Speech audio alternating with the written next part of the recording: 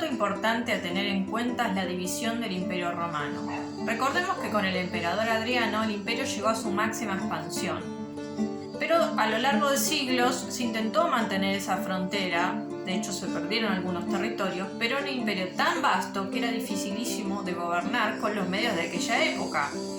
Imagínense, todas las rutas se hacían a caballo, con sistema de postas, pero no había obviamente los medios de comunicación que existen el día de hoy. Entonces costaba mucho gobernar un imperio tan diverso y tan grande. Por lo tanto, en el siglo IV, en el año 395, el emperador Teodosio decide dividir el imperio a la mitad. No era la primera vez que se plantea una idea así, de hecho ya había ocurrido con el emperador Diocleciano. Pero esta es la división definitiva. Teodosio decide darle a cada uno de sus hijos una parte. A Honorio le entrega la parte occidental con capital en Roma y a Arcadio le entrega la parte oriental con capital en Constantinopla.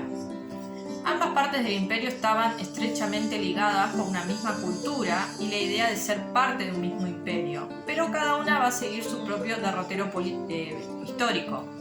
Recordemos que el imperio de Oriente va a sobrevivir 1000 años más al de Occidente y va a seguir su propia, cultura, va a formar su propia cultura, sus propias costumbres, su propio arte, muy influenciado también por todas las culturas occidentales. Bueno, hace un minuto hablábamos de los bárbaros que comienzan a ingresar en el Imperio Romano. ¿Qué significa la palabra bárbaros? Los bárbaros eran aquellos, según los griegos, los que balbuceaban. Esta palabra significaba que era aquel que no estaba dentro de los límites de la cultura greco-romana, no estaba dentro de los límites del Imperio Romano. Era obviamente una palabra peyorativa, porque cuando escucharon los griegos hablar a los bárbaros, les pareció que balbuceaban y no entendían nada de lo que decían. Entonces los llamaron bárbaros, como aquellos que están fuera de la cultura, o sea, los incultos básicamente. Estos bárbaros tenían diferentes orígenes. Unos eran germanos, otros eran eslavos. Pero ¿qué pasa? Por una cuestión de comodidad vamos a llamarlos germanos, pero tengamos en cuenta que no todos eran germanos. Los que más ingresaron al imperio, los que más generaron la caída de Roma, eran de origen germano. Pero es importante notar que no todos venían de un mismo origen, porque justamente esa es la clave.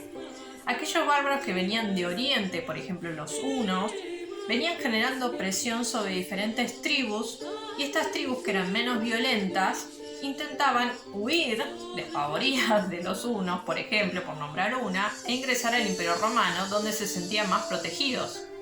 Obviamente los romanos, que estaban en una decadencia terrible, los veían venir con un poco de temor, obviamente, pero también les servían para cumplir aquellas funciones que los romanos no querían cumplir. Por ejemplo, ir al ejército. Muchos bárbaros eran generales del ejército romano, cultivaban las tierras, incluso llegaron a ser tutores de los emperadores romanos. Este ingreso de los bárbaros no fue momentáneo, o sea, no es que pasó de un día para el otro. Fue paulatino, a lo largo de siglos, 3, 4 siglos más o menos, empezaron a ingresar en las fronteras del Imperio Romano. Justamente por esto que les decía antes, este pavor, esta oleada, que se generaba como un dominó, como las piezas de un dominó, hace que haya una presión que empuje a estos pueblos a ingresar. Vamos a hablar un poco de cuáles eran las características de estos pueblos. Si bien venían de muchos orígenes, hay unas características que eran bastante comunes entre sí. En general eran muy altos, tenían ojos claros, azules, verdes, y eran rubios. Tenían una cultura de clan familiar, donde la persona, el individuo, estaba muy ligado a la familia. No tenía personalidad, no era un individuo con personalidad propia, sino que se manejaba en función de lo que su familia quería.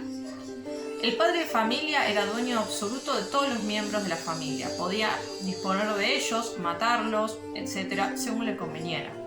Las mujeres no tenían ni voz ni voto en cualquiera de las decisiones de la tribu. Las familias se reunían en tribus y obedecían a un mismo líder. Los más viejos obviamente tenían la sabiduría, la experiencia, y los más jóvenes tenían la fuerza.